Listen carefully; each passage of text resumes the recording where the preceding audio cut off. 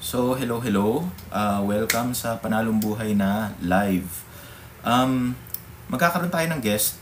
In a few minutes, magkakaroon tayo ng guest. Siguro, usapan namin 7:30. So, ang pag-uusapan natin for this episode is kung paano mag-succeed sa corporate.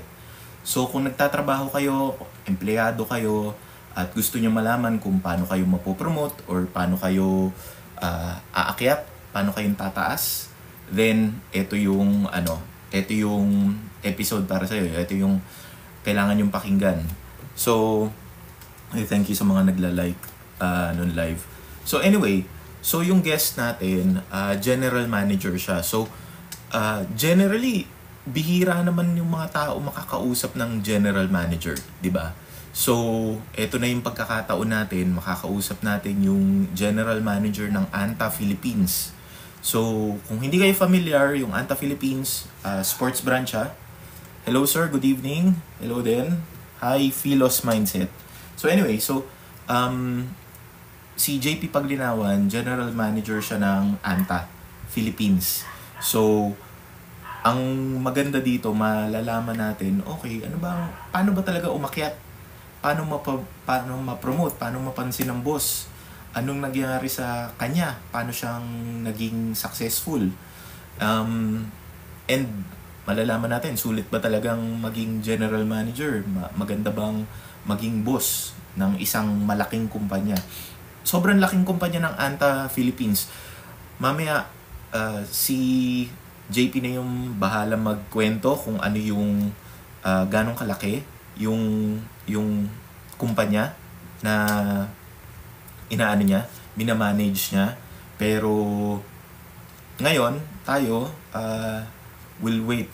We'll just usapan namin 7:30 pero nandito lang ako para mabigyan kayo ng kumbaga overview kung ano yung i-expect.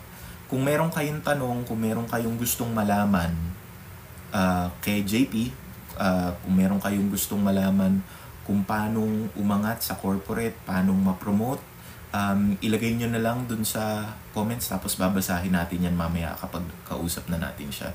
Malinaw ba yung boses ko? O kailangan ko bang lakasan or anything? Sabihin nyo lang kung mahina. Okay, very good. Thank you. Hindi ko sure kung sir ka or ma'am, pero thank you, Philos Mindset or Philos Mindset. So anyway, i-message ko na siya para alam niya na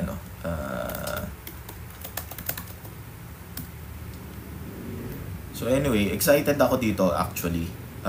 Hopefully kayo rin. Sir. Hello. Sige. Thank you, sir. Anyway, so excited ako dito kasi gandang opportunity to eh. Nung nag-poll ako before, sabi dun sa yung mga followers ko, karamihan 80% yata or mas malaki pa, puro mga empleyado.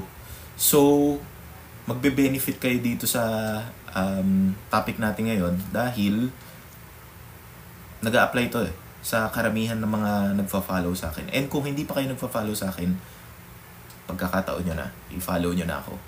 So, yun. First time natin actually magkakaroon ng guest. Last Sunday, nagkaroon ako ng guest na entrepreneur pero hindi pa enabled yung live ko eh.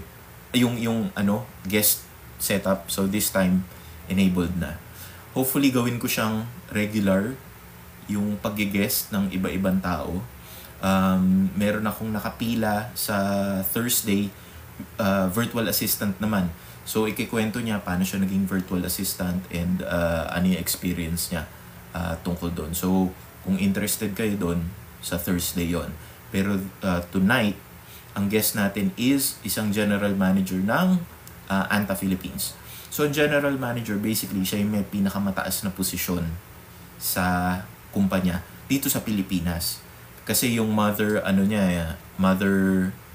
corporate success tips and strategies. Okay, we'll take note of that. Kasi yung ANTA sa China yan nagsimula eh, if I'm not mistaken. So, yun yung so dito ang pinaka-head nila would be yung guest natin. So, we'll just give him a few minutes. Usapan naman namin is 7:30 eh. Pero inagahan ko lang para lang to make sure na makwentuhan ko muna kayo about that. So, So, I think may mga umaalis. So, hopefully, dun sa mga umaalis, bumalik kayo ulit dahil ano na yun eh. Kumbaga, wala pa yung guest eh. Pero pag nandiyan na yung guest, balik na kayo. Naka-follow na ba kayo sa akin? Sana naka-follow na kayo sa akin. Alam nyo, sa totoo, ang sa TikTok, hindi naman, actually, wala namang kita sa TikTok eh.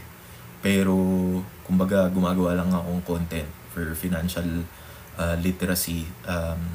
Dahil lang nag-enjoy ako magturo. And kapag may, alam mo yun, nagpa-follow, nagla-like, nag-engage, ginaganahan ako. So, yun lang yung kapalit na, kumbaga, doon na lang ako kumukuha ng enjoyment pag nakakita ako ng nagpa-follow. So anyway, so stay lang kayo dahil hintayin lang natin si JP. Minessage ko na siya, pero yun. Encourage more viewers to share. So yes, please, kung interesado kayo dito sa content na to at gusto nyong kung may kakilala kayo na feeling nyo mag-e-enjoy sila na manood, then i-share nyo lang. Nandito na siya. Yun. Okay. Andali lang Paano natin? Bro, nandiyan ka? Hello? Naririnig kita. Pero naka-off ba yung video mo? Wait lang.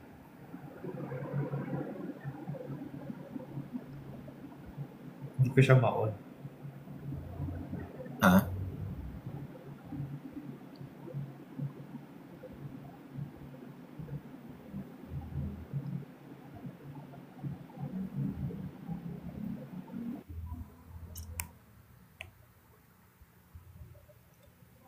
So para habang iniintay natin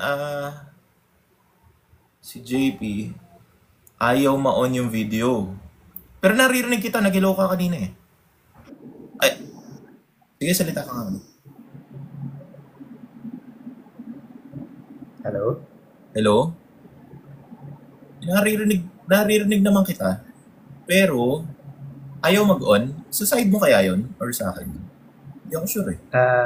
Sa akin yata eh. Sa'yo? Wait. Oo.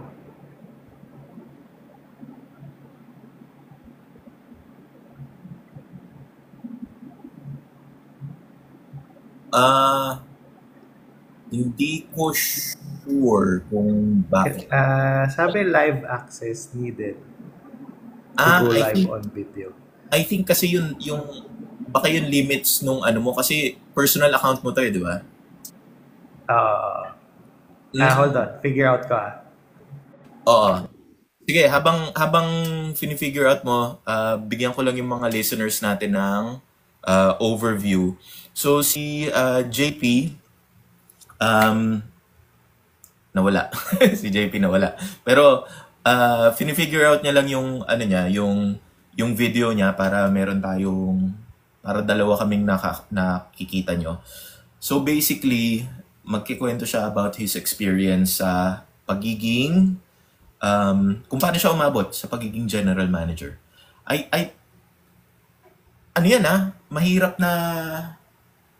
Mahirap na task ang umabot sa general manager. Hindi naman lahat ng tao nagkakaroon ng ganyang oportunidad. Especially sa isang multinational company. So, so maganda na matututo tayo. Makakapag-share siya ng mga bagay na nakatulong sa kanya. Ng mga corporate success strategies. Yes, sir. Ay, tao ba yun? Or AI? Oh, anyway.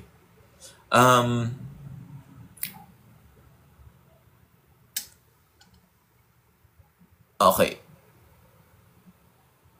Alright, so yan. Papasok na siya ulit.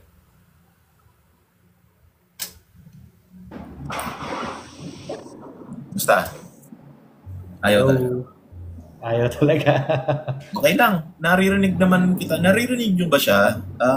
Pa-like or pa-comment naman kung naririnig nyo siya magsalita. Oh, yun. Naririnig ka naman, bro. I think since personal account ko siya, hindi pa enabled yung hindi pa nami-meet yung para makapag-live. Kaya siguro nagkaganon. Pero since naririnig ka naman, I guess pwede na rin.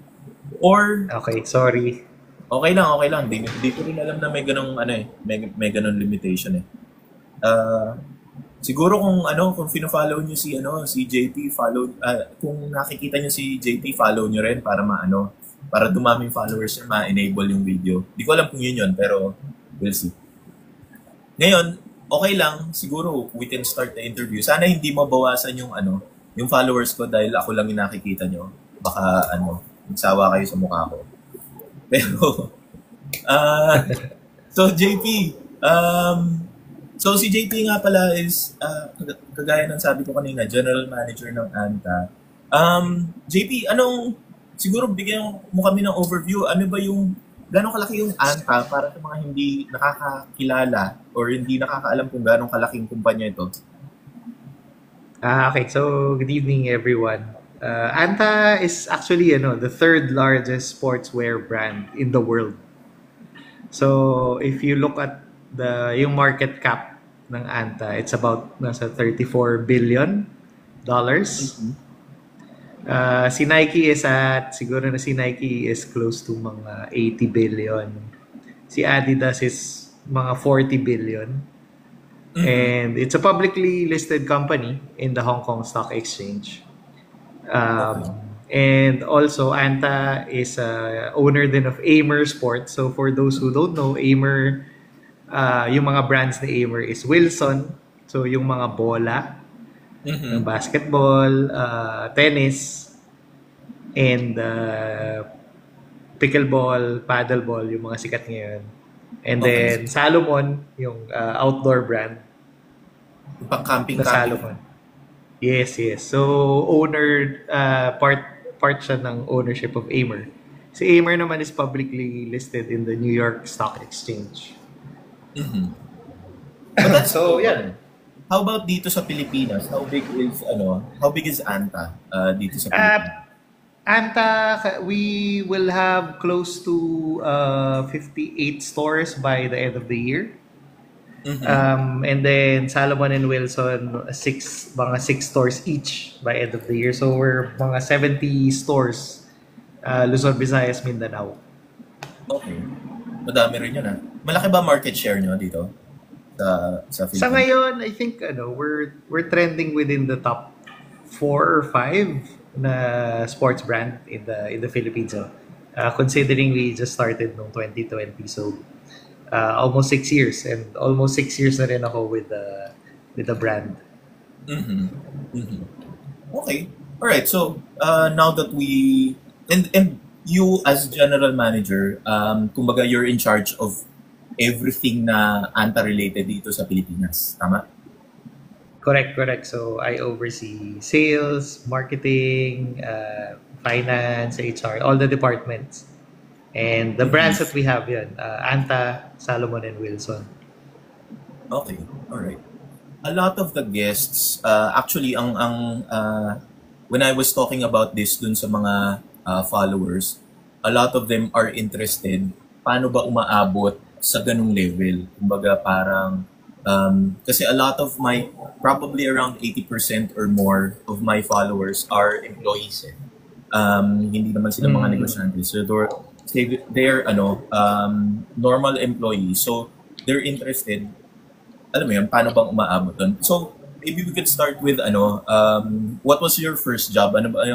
How did you start? Kailan ka nagsimula? Kailan ka magsimula magtrabaho? Ano yung unang job mo, mga ganun? Sige. So, well, una sa lahat, mahirap umabot sa ganito. Kasi, like, pag nakikita mo, andito ka na, pero hindi mo nakita yung before nun, no? So, yung before nun, yung first job ko was with Adidas back in 2002. So, As nasa what? Adidas ako. Ano yun? Product assistant for footwear. Talagang talagang entry level position siya.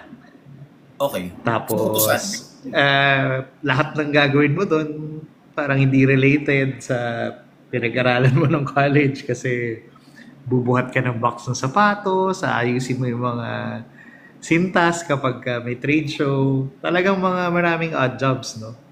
Na kailangan mong gawin, daanan. okay.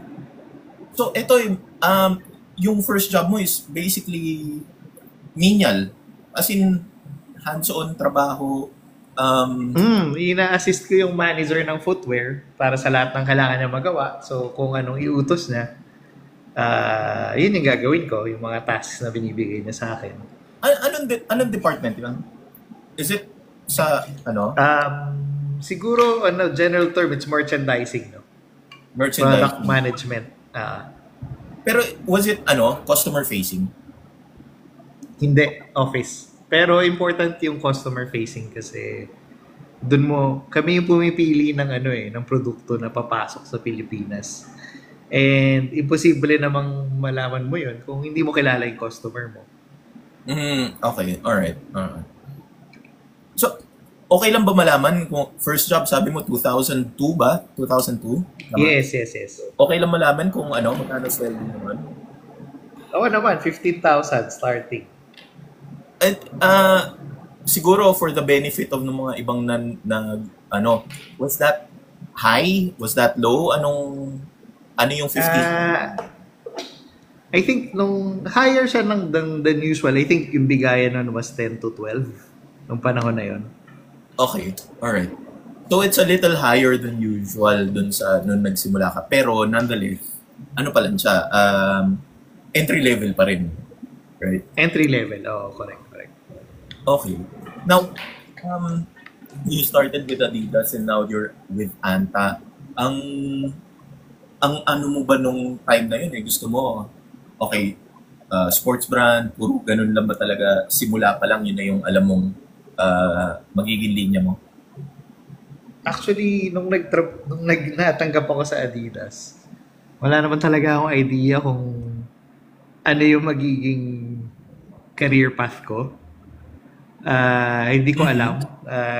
Gusto ko lang noon magkaroon ng trabaho right after college kasi natanggap ako June. So, right after graduation, nakakuha agad. Swerte. So, hindi ko alam. Hindi ko alam kung ano yung magiging career path ko. Pero nung nandun na ako, naramdaman ko na gusto ko talaga yung sports. Kasi nung bata pa lang ako, basketball, mahilig talaga tayo sa mga physical activities. Okay. So, nag-fit ako dun sa brand. Tsaka sa industry. Okay. Alright. Now, so 2002 Adidas, maybe i-rundown mo lang kung ano yung mga naging position mo, kung napopromote or umaangat ka ba or lumilipat ka sa ibang kumpanya up until umabot ka sa Anta. Not necessarily, you may or may not give details, pero para lang may idea yung mga tao. Yes, I was there for about 6 or 7 years. And then, siguro out of the 6 years, I was promoted 4 times. So parang halos every year. And then, yung ending ko nung before ako umalis, I was managing Southeast Asia. So 5 countries, Philippines, Thailand, Malaysia, Singapore, and Vietnam. Okay. As a category manager. Okay. So merong naka-assign sa yung category which you were in charge of, parang gano'n. Related pa rin sa merchandising or product management. Okay. Alright. So, and then, dun ko na-realize na talagang pang retail ako. Ito yung parang pinaka gusto kong work, no? Sa, Okay. sa retail, no? Kasi ano parang ang retail kasi masyadong, mabilis masyado. So, hindi Mhm. ka mabobore actually. Ang daming nangyayari, ang daming adjustment, ang daming, kailangan mo habulin yung benta, maraming creative ways, very dynamic. So, I think, hinahanap siya. Doon ako bumagay. So, So, high high yeah. high stress environment ba 'yan? Depende. Sa ngayon, naniniwala kasi ako na pag gusto mo yung ginagawa mo, mas stress ka, oo. Pero kung gusto mo yung ginagawa mo, parang tanggap mo naman yun eh. Kasi alam mo, ito talaga yung, ito talaga yung para sa'yo. Okay. And then after Adidas, did you go directly to Anta? No. Actually, a good story, I left mga 2008, tapos nagbalik ako sa ANTA, sa sports, 2020. So, 12 years, no, na hindi ako nakabalik sa sports industry. And very thankful ako na I got this job. Kasi parang, ang dami ko dinaan ng work, pero ang pinakamasayang work at ang pinakamagandang parts ng professional career ko was with my first job. Mhm. So, swerte na I was able to go back to the sports industry. Parang, ang dali i-take for granted no, na pag gusto mo yung trabaho. Tapos, syempre, alis ka sometimes for greener pastures, sometimes for other reasons, no? Valid reasons. Mhm. Pero, yung minsan, parang hanap-hanapin mo. So, parang, sana pala hindi ako umalis or sana pala nagstay ako doon sa industry na yun. Mahirap pala makabalik. Mhm. So, may mga ganong thoughts and very thankful na I am back to the sports retail industry where, kasi nga, as I mentioned kanina, no, high stress pero pag gusto mo yung trabaho mo, tanggap mo lang yung stress na part siya ng daily life mo and you learn to manage it. Mhm. Now, I guess dun sa una mong work, dun sa Adidas, kasi sabi mo, you were promoted 4 times, tama ba? In the 6 years? Yes. Okay, 4 times out of the 6 years, and then you were already category manager. So that means na coming from entry level, medyo nagkaroon ka na ng managerial role. Would you Mm. say na dun sa first job mo yung bulk nung, kumbaga, um, pag-angat mo when it comes to dun sa position? I attribute a lot of it dun sa first job ko. Tsaka yung training rin nung boss ko, yung first boss ko sa Adidas, no.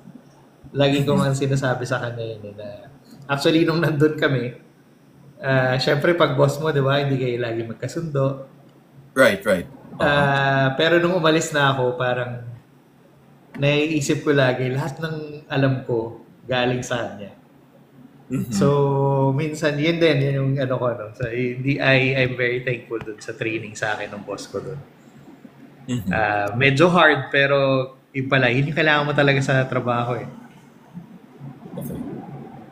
So, would you say na para doon sa mga nakikinig na empleyado na um, uh, anong magiging message mo when it comes to pag meron silang boss na alam mo yon mahirap pakisamahan or na stressful, parang ganun? Is it I always think, I for think yung them? boss naman talaga medyo laging ganun yung, no. By nature? Yung parang ganun lagi yung feeling mo towards your boss.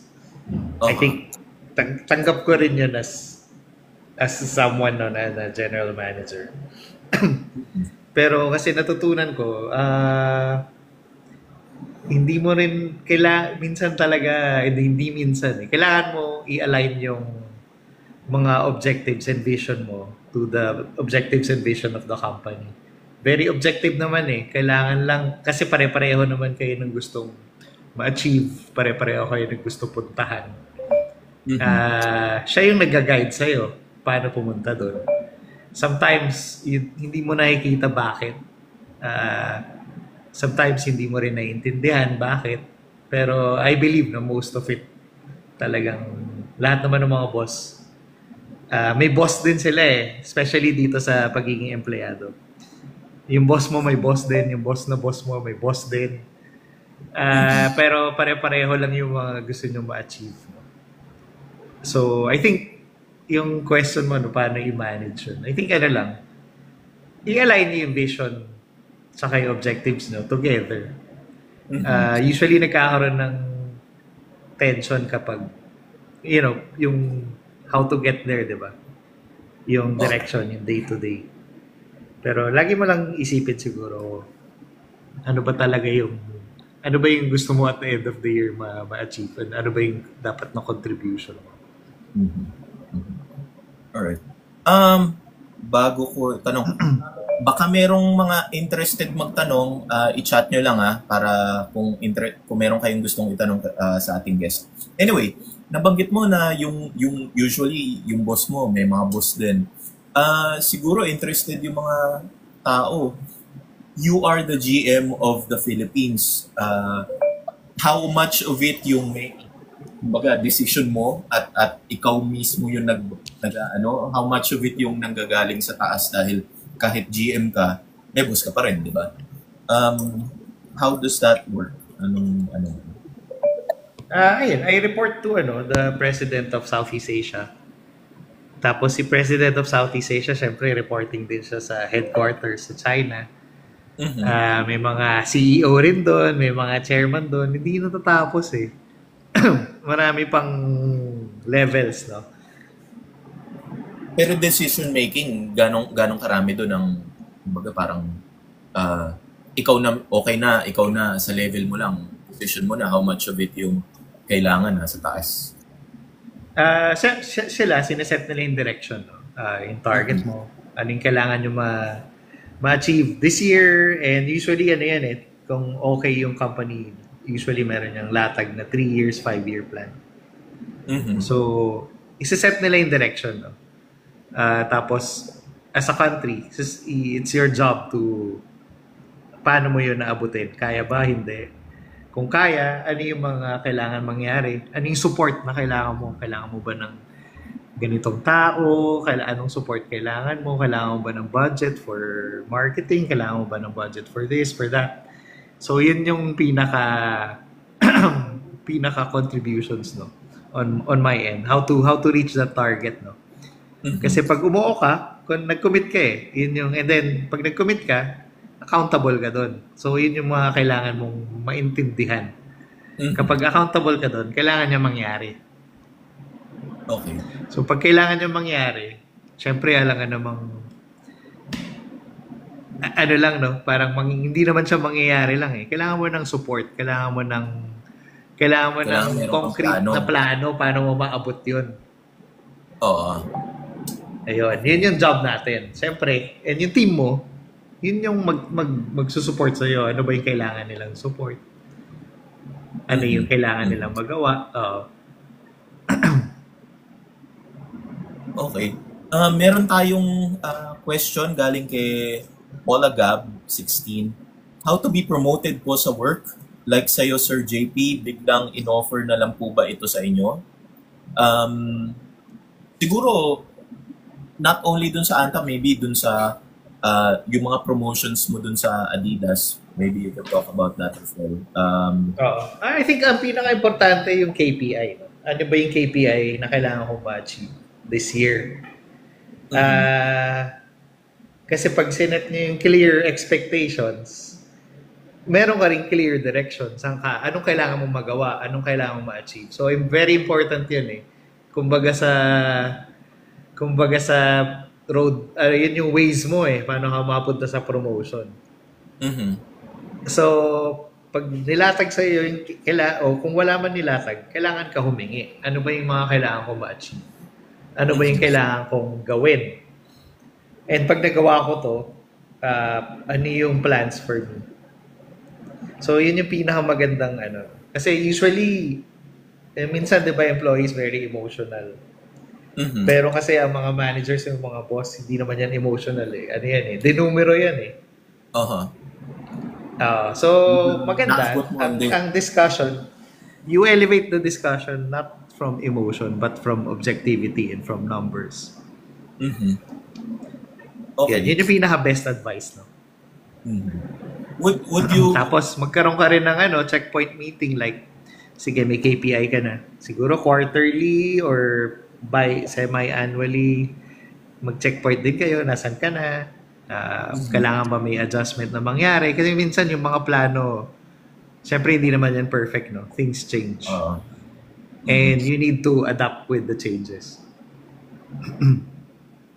would you recommend na sa simula pa lang kapag may KPI na binigay pag feeling mo ay parang alanganin ako dito sa KPI sa simula pa lang umalma ka na at ka na, negotiate ka na, babaan natin yung target. Kasi syempre minsan you can fall into the trap na ako wag ka mag-overcommit and under-deliver. Mag-under-commit ka and over-deliver. Okay. Mas magandang over-deliver. I-manage mo rin. Kailangan mo rin i-manage yung boss mo. Mm-hmm. Yun yung Siyempre, kailangan mo ma-achieve yun, di ba? And accountable ka dun. So, commit mo yung kaya mo. Mm-hmm. Okay. Nabanggit mo kanina that when you started, sabi mo parang wala ka pang plano, gusto mo lang magtrabaho agad after school. Hindi mo alam kung ano yung magiging path.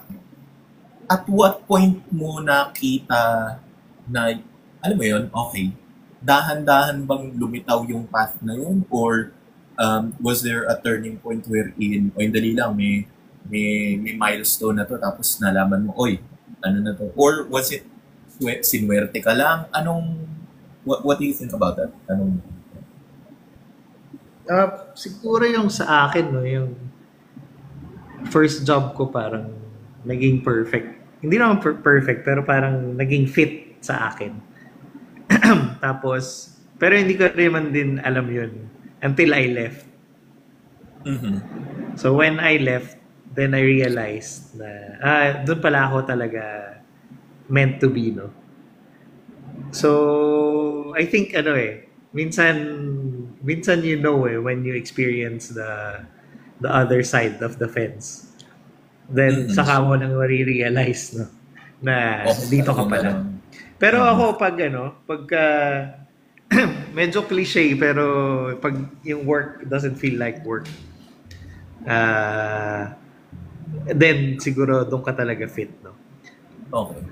Alright. Kasi wala namang work, lagi ko sinasabi sa mga tao, wala namang work na walang problema.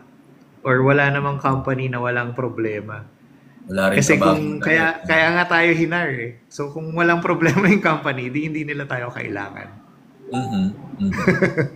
So laging meron, no? So kailangan lang ready ka to solve it. Kaya nga tayo nandito kasi tayo papatay ng sunog, tayo mag-aayos nung everyday, day to day. Imposible kasing walang problema. Pero pag yung nafe-feel mo na na-enjoy mo, at the end of the day, pag uwi mo, fulfilled ka, then maganda yung fit sa'yo ng work. Okay. Good to know. You also mentioned kanina that you had a mentor or that yung boss mo, kumbaga marami siyang tinuro. Was there anything na kumbaga came to mind na talagang ito malaking lesson para sa'yo as far as work-related as an employee or how to be promoted? I think yung pinaka-contribution na is the work ethic. Nakita ko siya, paano siya everyday. Paano siya maging attention to detail. Paano siya nagkaroon ng... alam mo yung meron, yung talagang sinasa puso na yung ginagawa niya. Talagang dedicated siya. So yun yung parang pinaka-take away ko, no? Yung work ethic talaga, hindi mo matatawaran eh. Yun talaga yung nagtumatak sa akin. And yun din yung pinapractice ko until now. Maybe for our viewers, maybe you could give us an example natin ng magandang work ethic as opposed to pangit work ethic from your siguro paulit-ulit ako about accountability. So, I think very important to. Pag accountable ka, hindi mo i-blame yung ibang tao pag hindi mo nagawa. Hindi mo i-blame na marami akong ginagawa kaya hindi ko nagawa. Kapag accountable ka, gagawin mo no matter what happens kasi binigay mo yung word mo na gagawin mo or tatapusin mo and yung accountability, that's very important. And another thing, no, tulad nga sa school natin, no, yung parang magis, giving more than what is required. So, kumbaga, minsan yung report tatapusin mo lang, okay na. Pero minsan, kung yung report tatapusin mo pero papagandahin mo yung format kasi alam mo yung boss na makakita, ito yung mga gusto niyang makita. Yun yung unahin mo sa summary, may summary ka, tapos may mga detalye ka, tapos may recommendations ka. Yun yung magis na going beyond, no? Okay. Yun yung mga example ng work ethic. So, accountability, going beyond what is expected. Tapos siguro third, yung talagang intindihin mo yung trabaho mo, intindihin mo bakit to kailangan. Paano siya? Kasi minsan, maraming departments, di ba? Maraming departments May marketing, may accounting, may HR, may operation. So, yung ginagawa mo is kailangan din ng ibang departments So, kailangan mo intindihin bakit nila to kailangan, kailan nila to kailangan, and ano yung natutulong nun. So, kasi rin, para maintindihan mo gaano ka-important yung contribution ng ginagawa mo to the entire picture. Okay. Meron ulit question si Paul Agab. What's the best advice you could give po sa mga 8 years na rank and file at gusto ma-promote? So, I guess, ganun siguro experience ni sir or ma'am. Na 8 years na siya rank and file pa rin. I think it's important to have that conversation with your boss. Bakit? Or with your HR manager. Bakit? Siguro you need their input, no? Kasi iba-iba naman yung work They siguro get their input. Bakit? So, bakit ganito? Bakit ganyan? And most important, ano ba yung kailangan kong gawin? Ano yung pwede kong magawa? Ako, magandang initiative yun for me, no? Ako, I would appreciate that. Kasi nakikita ko may ambition yung tao. Yung sabi nga nila, ako ngayon talaga hire not for talent na minsan hire for values, hire for work ethic.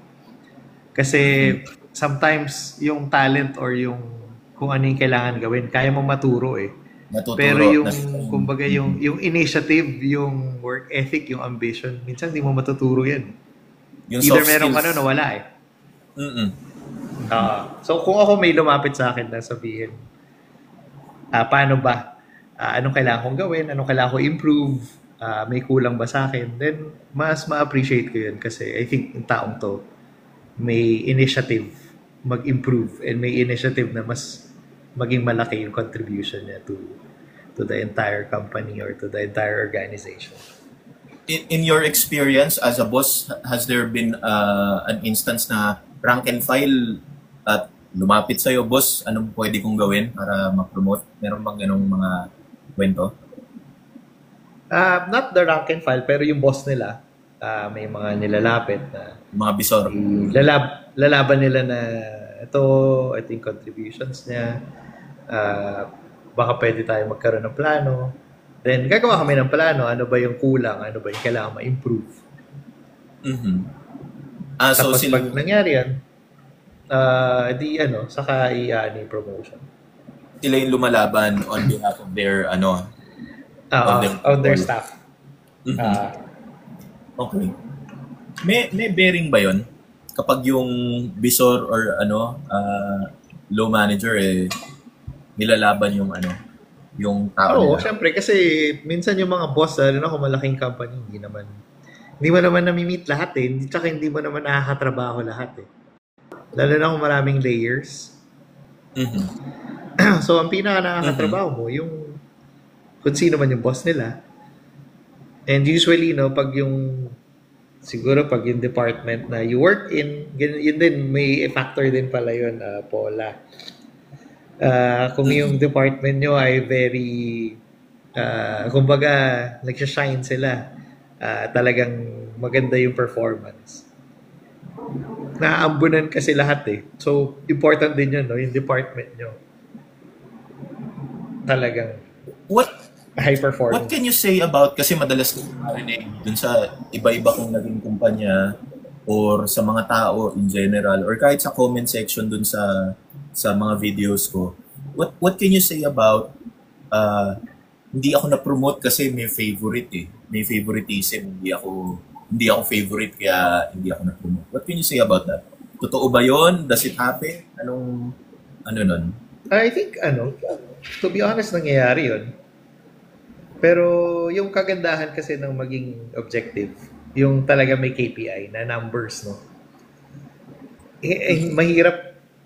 Mahirap i-augment yung numbers eh. Mahirap maging hindi totoo kasi number is number. Black and white, oh. So kung yung mga targets ay hindi numbers, then kabahan ka kasi parang subjective yan, hindi objective. Okay. Mm-hmm. Pero syempre, nagmamatter pa rin, di ba? Usually pag ini-evaluate kami, 20%, 30% na behavioral, importante pa rin yun. Mm-hmm. Pero ako, I believe in numbers. Okay. Would you say na karamihan ng mga upper management ay numbers talaga? I would like to believe so. Oh. Mm-hmm. Lalo na in this world na ang bilis-bilis ng data. Mm-hmm. Feeling ko kung yung old style of management is kumbaga in the minority. Ngayon talagang numbers data. Mm-hmm. Lalo na sa retail, napaka-importante ng data. Ngayon, malinaw naman yun. Malinaw ang retail, no? Mm-hmm. Either So, I guess depende. Pero kahit din, kunwari sa BPO, the numbers din yan eh. Like, how many calls, how long yung calls, yung quality ng yung feedback ng customer. I think kaya mo gawing numerical lahat eh. Okay. Mabalikan ko lang yung tanong kanina, yung 8 years na rank and file. Ano sa tingin mo yung, hindi niya naman sinabi kung same company, pero would you say kung 8 years ka na sa same company, mukhang wala nang pag-asa dyan kahit ano pa yung performance mo, mataas performance mo, wala kang pag-asa promote. Mababa performance mo, mukhang hindi ka para dyan. Mukha bang 8 years masyado matagal at kailangan niya na maghanap ng iba? Kung magiging objective ako, oo. Kung 8 years na same company tas walang promotion. Mm-hmm. So, either stagnant si company, hindi talaga siya nagpo-promote, or alam mo yun, baka hindi ka talaga para doon. Mm-mm. Yun din kasi parang that's a long time to, alam mo, 8 years, grabe, ang tagal nun para maging same salary at same position. So, I think advice ko, challenge yourself. Minsan nakakatakot lumipat. Nakakatakot umalis sa comfort zone. Mm-hmm. Pero, kailangan mo i-challenge yung sarili mo eh. Part yun ng pag-improve. Part yun ng pag-grow. Mm-hmm. Although, syempre, hindi naman natin alam yung eksaktong sitwasyon niya. So, decision niya pa rin. Baka biglang mag-resign mamaya pagkatapos mo. Hindi, wag naman. Magpadalas wag kang aalis nang walang kapalit. Maganda yung nabanggit mo. So, would you say na, alam mo yun, hanap muna ng kapalit bago mag-resign? Is that a good start? Depende sa financial position mo. If you can afford not to work for a year, sige, go ahead. Alis ka nang walang kapalit. Mm-hmm. Pero if you can't afford na, like, kung yung runway mo ay 1 month lang, yung ipon mo, or 2 months lang, 3 months lang, I wouldn't recommend. Mm-hmm. Kasi kailangan nakasave ka ng monthly expenses mo at least 1 year or 6 months, di ba, minimum. May nag-message, Jason Gonzalez Rega, pero hindi yung kakilala natin. Sa akin po, 7 years na po ako, pero enjoy naman po. Good naman. Kung, Oo, iba-iba talaga yung situation eh. Iba-iba yung kumbaga yung mindset natin, 'di ba? Kung enjoy ka, mahirap din makahanap ng trabaho na nag-enjoy ka eh. mhm. Yun So, parang sabi mo na kung doesn't okay fit. ka doon, komportable ka, ay wala namang rason, 'di ba? Mm, mm. Oo. Um, so you graduated from, ganda nung ano ay the wait naka-experience na po ba kayo ng boss na nag-threat strength mo? Kasi hindi niya na may mas magaling. Nati-threaten sa kagalingan nung ano, nung subordinate. Kaya dahil feeling niya mas magaling sa kanya. Meron bang ganun? Ang hirap naman maging mag-isip nung ganun, no? Kasi parang hindi mo sigurado unless na-verify mo. Unless aminin niya, no? Oo. Pero Hindi ikaw, ko alam siguro, kung na-experience ko na yan, ha? ikaw bilang boss, meron ka bang subordinate na feeling mo, uy, masyadong magaling to baka delikado trabaho ko dito Or, ang iniisip mo ba, uy, masyadong magaling to. Pag inangat ko to, makakatulong to. Or may iba ba kang thinking about that? Na ikaw na yung boss Ako, tapos honestly, usapan natin sa honestly, gusto ko nga sila mas magaling lahat sa akin eh. Kasi mas madali yung trabaho pag ganun. Mhm, mhm. Kasi Oo, kung lahat kayo magaling, edi ang dali ng work, di ba? totoo. Yun ang mindset ko And I think ganun din yung I think si Elon Musk yata yung nabasa ko na ganun na naghahanap siya ng mga tao na talaga meron talagang expertise, mas magaling dun sa kanya. Although, syempre, definitely hindi dun sa tech siguro yung pinag-uusapan niya. Pero, hindi, nakalimutan ko na, si Apple. Oo. Si Steve Jobs. Si Steve Jobs, naghahanap siya ng mas magaling sa kanya. Magaling siya, alam niya kung saan siya magaling. So, naghahanap siya ng mas magaling sa kanya dun sa ibang bagay na hindi Sa siya. weakness niya. Oo, para mag-complete. Pero ako, for me, hindi yun, I think dapat nga mas magandang ganun eh. Mm-mm. Mm-mm. Ako rin, agree ako dyan. Anyway, yung next question ko, so you graduated from Ateneo, gaano kalaki yung influence ng school? Kasi hindi naman lahat ng nakikinig sa atin is from a good school. So, gaano ka-importante ba yung school sa pag-angat ng career ng isang tao? Sa tingin ko, importante siya sa simula. Kasi, lalo na kung fresh grad. Mhm. Kasi, admittedly, maraming tumitingin sa school. No? Wala naman sila Pero yung kapag, pag fresh grad. pero pag sa, pag nagtagal na, hindi na yung nagmamatter eh. Mhm. Patas-patas na. Pero sa simula, sa tingin ko, nagmamatter siya. May advantage talaga, no? Unfortunately.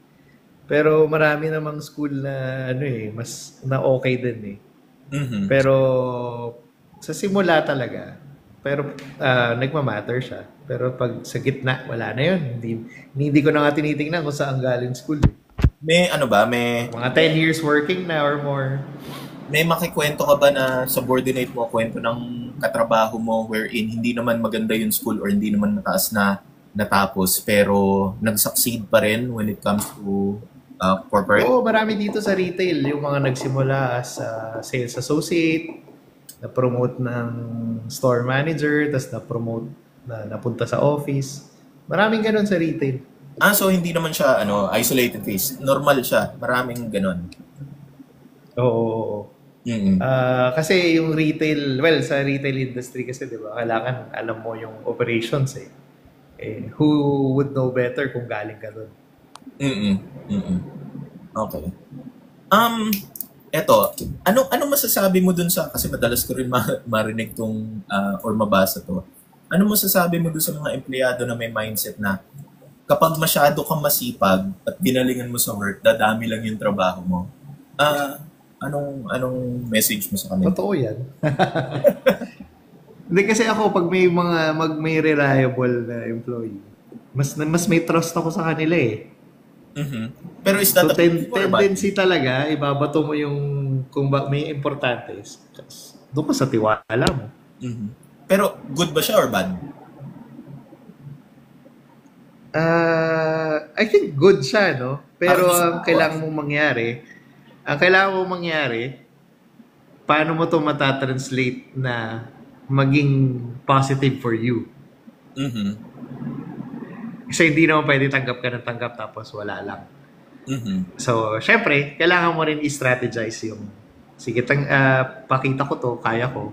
Pero kailangan ko rin kausapin na ginagawa ko to kasi meron akong dream, meron akong ambition, meron akong gustong marating. Mhm. I-communicate natin yan. Minsan communication kulang kasi. Okay. Next question. Ano yung sa tingin mong soft skill na kulang ang maraming empleyado? Communication. Communication. Ano, Ah, what do you mean about communication? Yung kung paano magsalita? Hindi naman. Kung paano, kasi pag manager ka na, no, siguro kalahati ng oras mo is managing people. And managing people is hard. Kasi iba-ibang tao, iba-iba yung temperament, iba-iba Ugali, yung situation, iba-iba yung background, iba-iba yung attitude. So, minsan, yung personality niya ganito, pero okay naman siya sa work. Pero kailangan mo lang mag-figure out paano ba ako makikipag-communicate sa ganitong personality? Paano ba ako makikipag-communicate sa ganito? So, yun yung pinaka nawawalang ano eh. Yun yung kulang. So, would you say parang code switching, ganon? Adjusting the way that you talk to, depende kung sino yung kausap mo? Yes, oo. Tsaka depende kung anong objective mo. Mhm. Anong objective mo, bakit mo sila kinakausap. Okay. Alright. True or false, mas maganda yung palipat-lipat ng work every few years para magpataas ng sahod or position versus staying in the same company ng matagalan. Ano mo doon? Which is better? I guess depende sa personal objective mo. If objective mo Ma-promote. to increase your salary, ako, minsan hindi ma-promote pero minsan may lilipat ka dahil mataas yung sweldo eh. Mhm. So, depende yun kung yun yung goal mo, then yung palipat-lipat, matataas talaga yung salary mo. So, you should do it. Kasi yun yung goal mo. Pero, yung too often din tinitingnan ko yan sa mga resume eh, kapag every 1 year or every 2 years lumilipat. Mahirap kasi mag-i-invest ka sa training ng tao na yon, mag-i-invest ka sa relationship, tapos aalis. Parang ang hirap kasi mag-training eh. Mhm. So, nakakasira rin siya sa iba. What would be a reasonable amount of time na nagsistay? Ako 3 years at least. Mhm. Okay. Alright. Pero syempre kung ayaw mo na talaga, di ba? Then go. Iba-iba eh. Or siguro kung justified naman. Mhm. Ang ano ba, would you recommend na maging totoo sa resume or medyo alam mo yon, i-embellish, medyo pagandahin natin ng konti para maganda ang dating at maka-interview. Anong doon? Ako, basta kaya mo i-back up. Kayang panindigan. Gawin mo. Oo, kaya mo panindigan. Gawin mo. Pero syempre, hindi ka magsisinungaling, no? Medyo, siguro, kung i-exaggerate mo, pwede. Basta kaya mo i-back up. Tsaka pag tinanong ka sa interview, kaya mo i-explain. Mhm. Okay, good. Office politics. Totoo ba yung office politics? I think, oo. Pero ako working in a Chinese company, parang wala. Kasi dinumero sila lahat. Maganda ba sa Chinese? I haven't worked with a Chinese company yet. Maganda naman. Pero syempre may mga different. Grabe yung ano dito. May tinatawag silang China speed. Ano yun? Kunwari, ito totoo, parang pinag-usapan nyo ngayon, bukas implement na. Ganun sila. Tsaka yung Anta, may isang taon na 20 stores yung tinayo namin. So parang every month, nagtatayo kami ng bagong store. So, Mas depende eh. So, pero, syempre, walang politics masyado. Pero syempre, ang daming work. Walang room para mag-politics kapag ganun karami yung trabaho. Di ba? Oo. Ito, kailan at paano dapat manghingi ng increase? Or dapat bang manghingi ng increase in the first place? Ano yung, dyan, tips mo para dyan? I think important no kasi every year at taas na inflation. Dapat meron as much as kaya ng company. Depende. So number one is the company performing well in general, no? Siyempre, alam nga namang down yung company mo or lost sila tapos hingi ka increase. Medyo wala sa lugar. So timing. Tapos kung timing-wise, ano naman yan eh, ang dapat lagi ano ba yung evaluation period ng company? Is it every 6 months? Is it every quarter? Is it every year? Yun yung right time. Hindi pwedeng bigla na lang nagmi-meeting kayo tas parang pwede ba ako may increase? Parang medyo off. May right time for it. Paano naman? Ano yung way?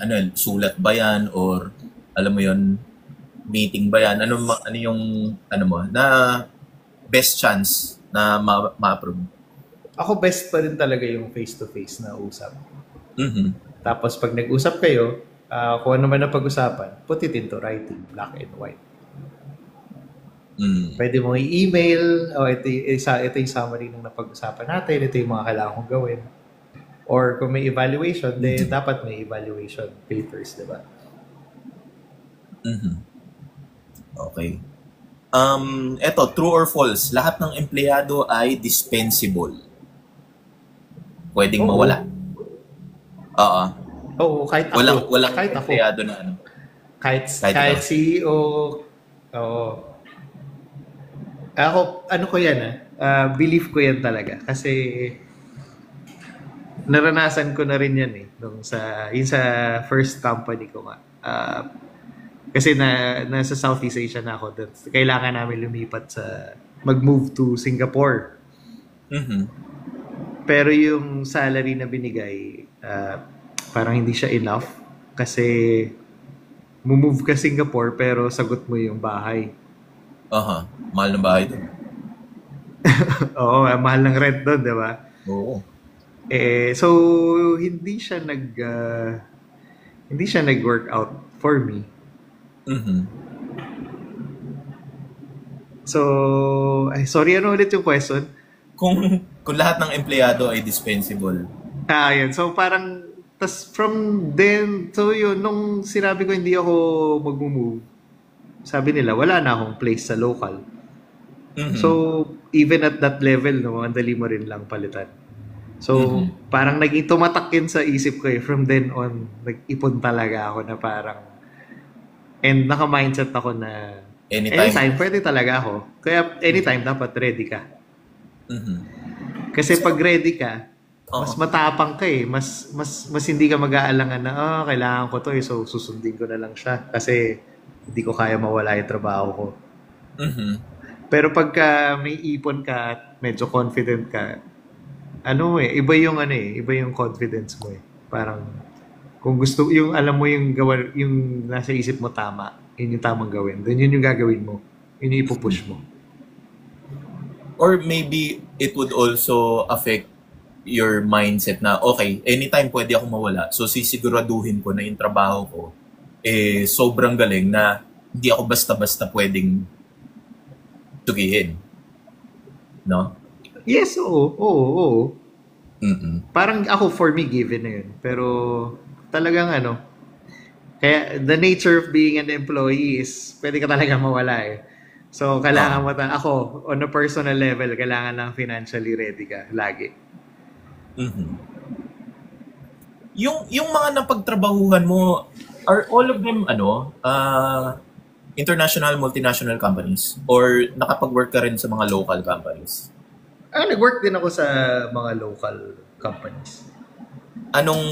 How would you compare and would you recommend na o mas maganda ang growth sa international or multinational companies? Or parehas lang? Malayo. Iba talaga yung multinational. Mhm. Malayo sa sistema, sa proseso. Tsaka pag local ka, usually, andyan yung may-ari So kung ano lang gusto niya, yun. Mhm. Unless local na run by a very professional organization like siguro mga San Miguel, mga Mhm. SM, Oo. Ayala. Pero pagka yung local na malayo talaga. Malayo talaga. Pag mga family business, malabo. Hindi naman malabo, pero malayo lang yung sistema. Kasi kung, depende sa panggalingan mo So, pag nanggaling ka sa international or global, syempre nakasanayan mo na yun. Tapos pagbalik mo sa local, parang, ganito pala. Kasi ganito dun sa pero dito hindi. Parang mahirapan ka mag-a-adjust ka rin. Mhm. Mhm. So, doon sa mga nakikinig, patapos na tayo. So, kung meron kayong tanong, itanong nyo na.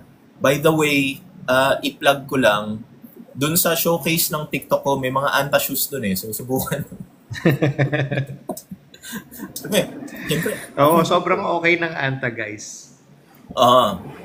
So, yung anak ko, by the way, yan ang gamit niyang shoes. Malaki siya medyo mabigat siya. Pero, yung ibang sapatos, madaling masira. Pero yung Anta, okay, matagal na diba? Oo. Tsaka galing din ako sa ibang companies. Pareho lang yung quality. Minsan mas maganda pa. Galing naman kasi China lahat dati. So, di ba? Tsaka si Anta lang ang vertically integrated. Mhm. So, may sarili siyang factory. So, nakakontrol niya yung quality. And kaya ganun yung price kasi may advantage siya. Mhm. Yung pala ang benefit ng Anta. Siguro last words, just doon sa mga nakikinig ng mga empleyado, kung meron kayong, kung anong advice mo sa kanila? Ano ba? Or actionable steps na pwede nilang gawin sa trabaho nila bukas na, alam mo yun, that would give them a better chance na ma-promote or umabot sa pagiging general manager din ng Anta.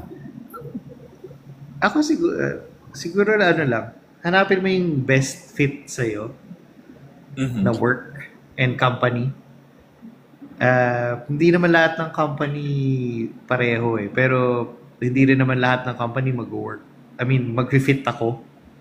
So, hanapin mo kung saan yung best fit for you. Yung best fit meaning fit ka with yung products gusto mo or yung service na ginagawa nyo gusto mo. Alam mo alam mo yun na ako natutuwa ako kasi nung nag-join ako noong 2020 wala ka nakakitang nakakaanta puro ibang brand, di ba? Pero ngayon pag lumalabas ako nakakita ako ng Anta, natuwa ako kasi wala, proud ka lang na naging na siya na dati wala ako nakikita. Ngayon siguro every week may nakikita ako naka-Anta, natutuwa ako. So yung hanapin mo yung best fit sa'yo kung saan ka magiging masaya. Kasi kapag naniniwala ako pag masaya ka, yung work performance mo umaangat din. And pag umaangat yung work performance mo, aangat din yung salary mo kasi nagpe-perform ka mabuti. So I think yan best fit, no? Tapos number 2, communicate, no? Kasi hindi naman manghuhula yung boss mo na gusto mo ng increase or gusto mo ma-promote. Hindi naman sila manghuhula hindi naman din nila i-assume na ipopromote kita. So if you want to have a promotion or an increase, no, communicate with your boss. Ano ba yung mga steps na kailangan kong gawin? Ano ba yung kailangan kong KPI na ma-achieve? Have that conversation.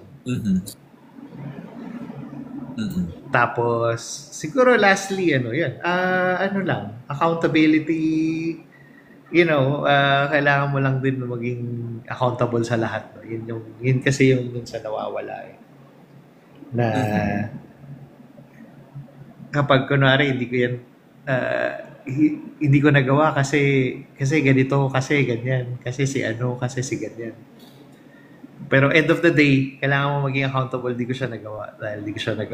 And anong gagawin ko to improve that para hindi na siya mangyari ulit. Yun.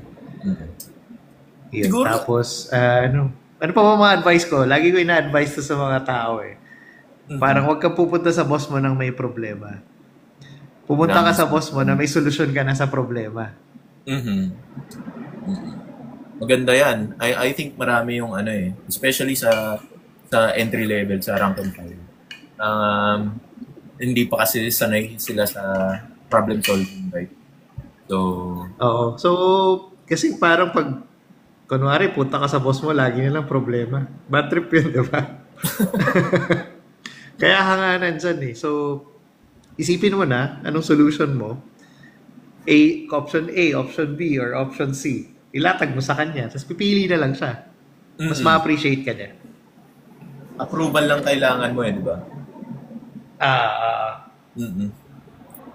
Yes, I think, yon ang ganda nung naging usapan natin. Hopefully maraming natutunan yung mga tao.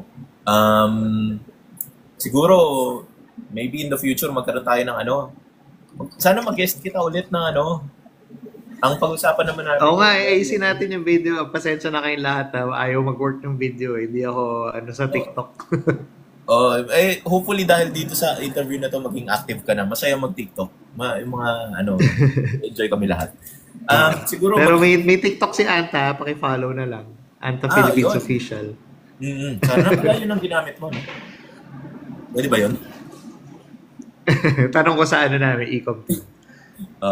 Anyway, so yun. Thank you JP. And until next time. So baka i-guess kita ulit naman entrepreneurship naman para yung pag-usapan naman natin yung mga business mga business endeavors mo.